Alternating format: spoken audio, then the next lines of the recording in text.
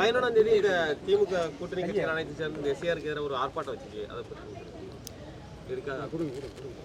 இல்லைங்க, இந்த எஸ்ஐஆரே வந்து தேர்தலுக்கு முன்னால் இப்படி அவசரமாக கொண்டு வர வேண்டிய அவசியம் கிடையாது. இதை வந்து உண்மையாக நேர்மையாக நடத்த வேண்டும் என்று நினைத்திருந்தால் போதிய அவகாசம் கொடுத்து எஸ்ஐஆர் என்பதை அவர்கள் சரியாக செய்திருக்க முடியும்.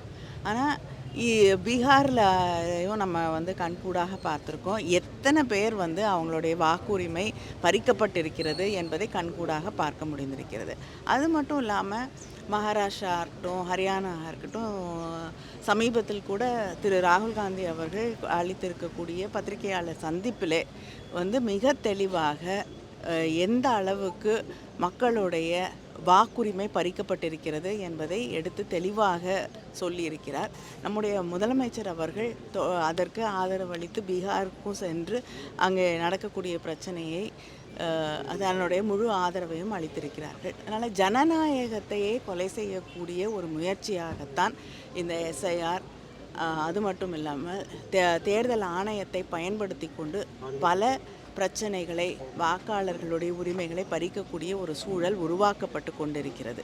இதையெல்லாம் எதிர்த்து தான் திராவிட முன்னேற்றக் கழகமும் நம்முடைய கூட்டணி கட்சிகளும் இணைந்து ஒரு ஆர்ப்பாட்டத்தை முன்னெடுத்திருக்கிறோம்.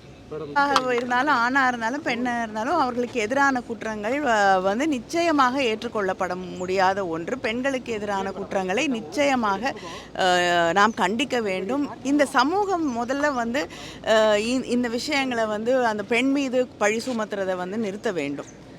முதலமைச்சர் அவர்கள் உடனடியாக நடவடிக்கை எடுத்திருக்கிறார்கள். அவங்களுக்கு மிக விரைவிலே மிக அழுத்தமான ஒரு தண்டனையை பெற்றுத்தர வேண்டும் என்று முழு முயற்சியோடு ஈடுபட்டு வேண்டும் என்று முதலமைச்சர் அவர்கள் அறிவுறுத்தி இருக்கிறார்கள். நடவடிக்கை எடுக்கலைன்னா கண்டனம் தெரிவிக்க முடியும். நடவடிக்கை எடுத்ததுக்கு என்ன கண்டனம் தெரிவிக்க முடியும் சொல்லுங்கள்.